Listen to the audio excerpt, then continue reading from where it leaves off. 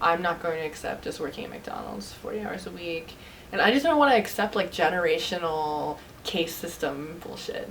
In doing that, I found like freedom and expressing myself in a way that like living as art.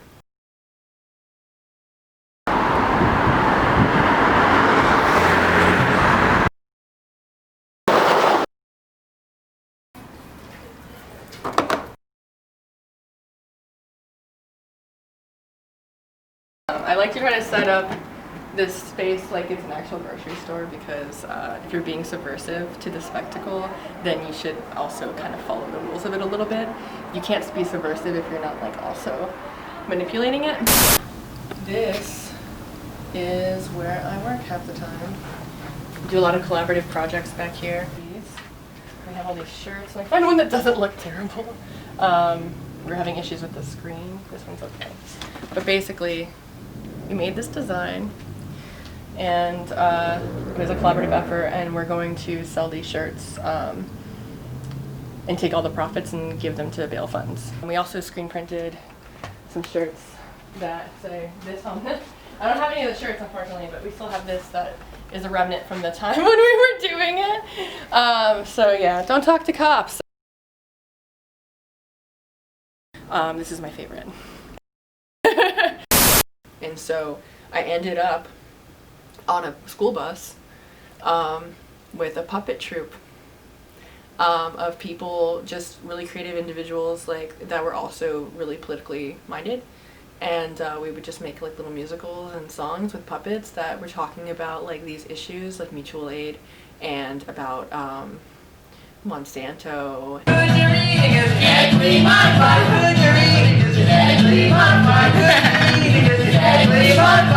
And we were traveling around the country just delivering these little messages with the puppets, and it took me a little bit to warm up to it, but then once I found that, I was like, oh yeah, this is why I'm making art, like this is why I do this. Like that was like a renewal of my artistic spirit, was kind of just realizing that like my art doesn't have to be it can be making fun of things. It can be like whatever I want it to be, as long as I'm expressing myself and finding freedom in that.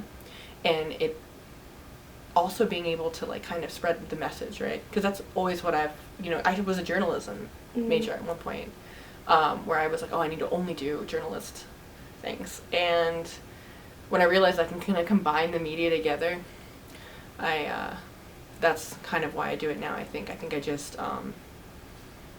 I like showing people, reflecting human behavior to people.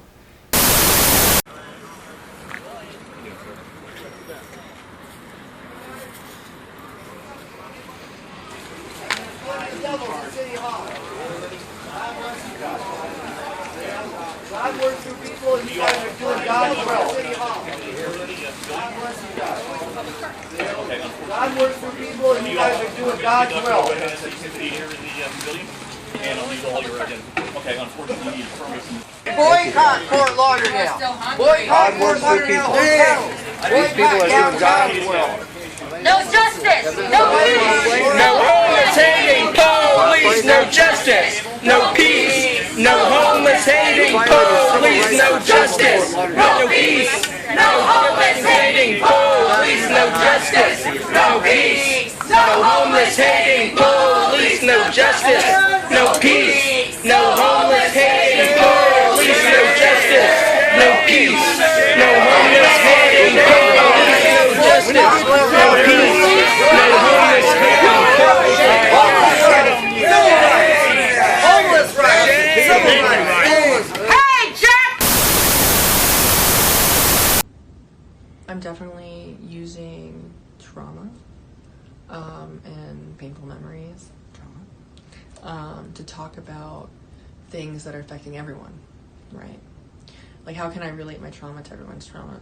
I did the pieces where I made the bowls that say like what things the police said to me, and then I put them out into the world.